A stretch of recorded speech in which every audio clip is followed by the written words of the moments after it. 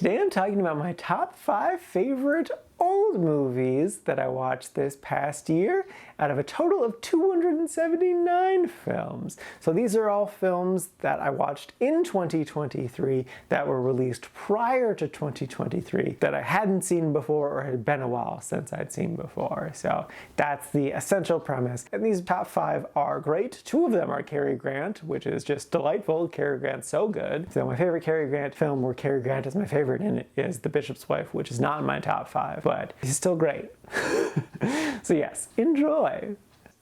Ivanhoe. This is a 1952 film starring Robert Taylor and Elizabeth Taylor, and it also features Joan Fontaine. And the basic premise is, this is based off of a book that I believe it's loosely based off of real life. So this night, during the time of the Crusades, the king has gone missing and everyone believes him dead, but Ivanhoe is like, no, he's still alive. He finds him and then tries to raise the funds to pay for the ransom to get the king back. But there's some complicatedness that makes it difficult. I crazy loved this movie. It is a classic Hollywood epic in all of the right ways. It is so much fun. The action is incredible. I loved the costumes. Like, if this movie was terrible, but the costumes stayed the same, I would still love this movie because these costumes are just so bonkers, especially some of the ones that Elizabeth Taylor wears. They're just like,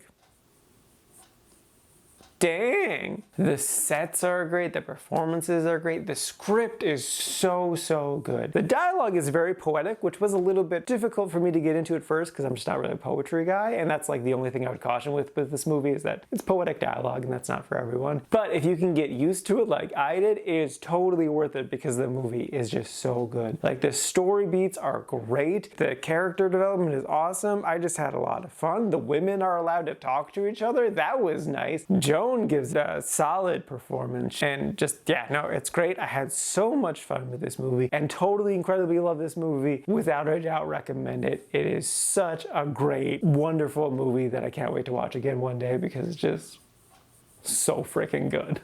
Les Vacations de Monsieur Hulot, or Mr. Hulot's Holiday. This is a 1953 comedy, and it's practically a silent film. It's about Mr. Hulot going on a holiday, and hijinks ensue. This character is a strong inspiration for Mr. Bean, so if you've seen any Mr. Bean sketch, it's the same sort of vibe. I'm also fairly certain it's one of the original inspirations for the National Lampoon Vacation films, this and that one Jimmy Stewart movie I watched. But what's so interesting about this movie is that I've already seen this sequel. It's called My Uncle. I watched that 3 years ago now, and I hated that movie. Like, I up and down could not stand that movie at all. It just didn't work for me. None of the jokes landed, I found it boring and uninteresting, and I couldn't stand it. It was terrible. But the original, this one, I freaking loved. I had a big old smile on my face the entire movie. Essentially every joke worked for me. And there were so many times I'd just be like,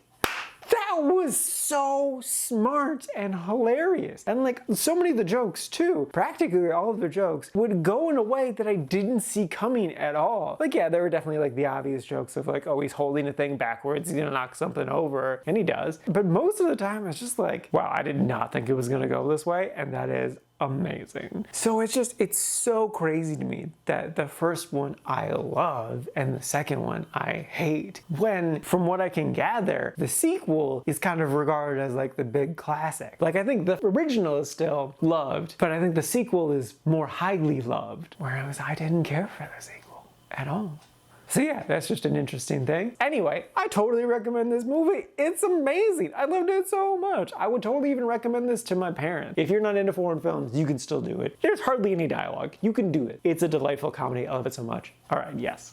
The Apartment. This is a 1960 romance drama, and in 1961, Shirley MacLaine was nominated for Best Actress, and even though it has been 62 years since that event, it is fucking bullshit that she did not win Best Actress, because she gave an insanely good performance here. Like, there are some scenes in here that I have never seen someone do before. It is just incredible what she accomplished in this film, and it is horseshit. Academy Awards did not give her that Best Actress award, because she fucking deserved it, and then some. She eventually did win an Academy Award, and I'm sure she deserved it then, but she without a doubt deserved it here. The Academy Awards should be ashamed of themselves for not giving it to her here.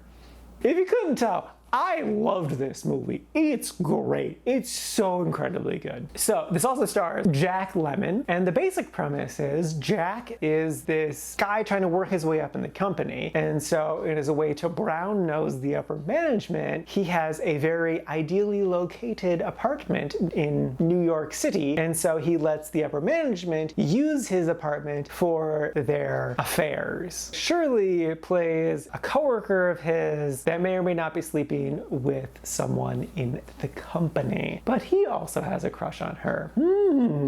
Is there gonna be some love triangle-y stuff? Maybe, and not the way that you expect whatsoever. Okay, so what's so great about this movie? It's really truly her performance. Jack does a really great job. This naive young buck who's a yes man. He enjoys life, he doesn't really ask that much from it, and he kind of gets back what he wants. But then Shirley plays this young woman who she's in this relationship that she knows is terrible. She knows it's not working. But the guy that she's dating is a master manipulator. And even though she knows he's just messing with her, she can't bring herself to accept it because she just loves this relationship so much and the joy that it brings her. She just knows that it's worth it, even though she also knows that it's definitely not worth it. This movie made me cry twice. I'm gonna briefly talk about the first time because it's such an incredible scene. This is the scene that I was referring to when I said it's something I've never seen before in a film. I won't give specifics, but generally, Shirley's at this party and it's going well, but then she finds out some very, very devastating news, some soul-crushing news. And the way she reacts to it is insanely realistic, but also brutally sad because she doesn't start crying, she doesn't start wailing, she doesn't really do any huge outward emotion, but she's also not silent, she responds. It's like her body can technically still react to the outside world. So like Jack Lemmon is there and he's drunk and he's giddy and he's having fun and he's talking to her and she's technically responding. But because he's drunk, he just doesn't notice how incredibly sad she is. And it's not like her eyes are welling up or anything like that. Like that's the impressiveness of how she was able to convey how sad she was without tears. She was almost stoic in her sadness. And what I love too is I can insanely relate to that moment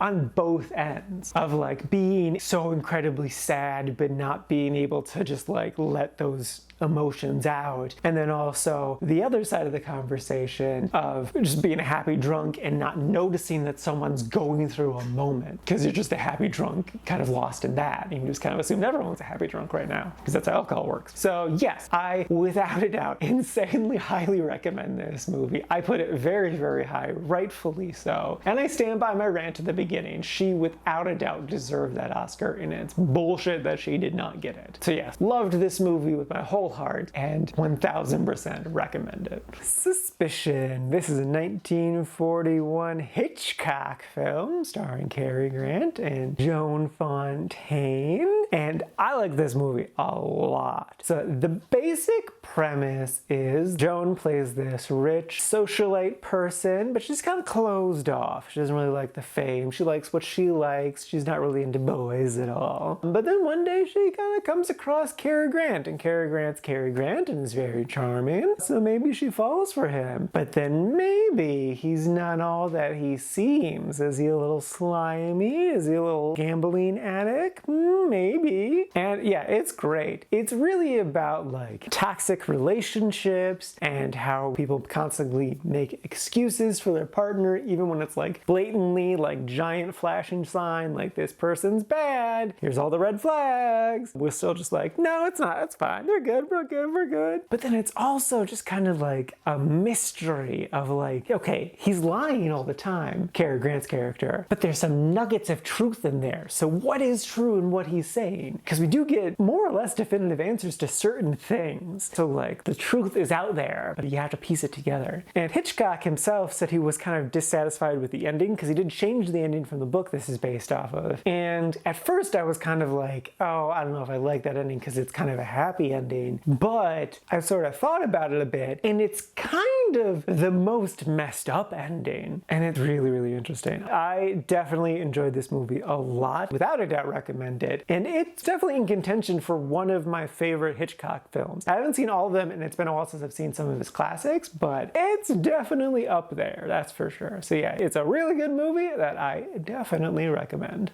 His Girl Friday. This is a 1940 film starring Rosalind Russell and Cary Grant. And spoilers, I friggin' loved this movie. It is terrific. The basic premise is Rosalind plays this woman who really wants to get out of the newspaper game. Specifically because her old boss, Cary Grant, who was also her ex-husband, is still madly in love with her. And so she wants to get away from him because it wasn't a good relationship, so she needs to not do this, plus it's not a healthy lifestyle. But she was a really, really good reporter, and also Cary Grant's still in love with her, so like he tries to convince her to come back. And so it's basically just about that happening, but also just like them reporting on this crazy other thing that's happening. And it's great. This movie is unique in that it has all of its characters talk incredibly fast. Like I think the IMDb trivia said normally people talk in movies around like 80 words a minute, but this one's like twice that? Something? It's insane. They talk so fast. But even though they're talking so incredibly fast, I at the least was still able to understand them and comprehend them. Like it perfectly made sense. That speed just worked so well. That like the story was just going at breakneck speed, but it worked, and it fits the setting too, because like they're newspaper people. Like they need to get out as many words as fast as possible because they need to be the person who breaks the news. And so it works so well. Like there were several times I just had to pause the movie because I'm just like, that was great. I loved it. And yeah, it was just so good. I really loved Rosalind. Cary Grant was pretty good. He plays a very manipulative person, and his character was just very interesting. I mean, their dynamic was so interesting because she knows that he's a very manipulative person, but then she still like falls for the manipulative stuff. Even though she calls him out on it, it's still just like, okay, I know you're just trying to manipulate me right now, but that's awesome, and I'm gonna do stuff with that, basically. And it's just, it's so good. I really love this movie. Totally 100% recommend. It's amazing.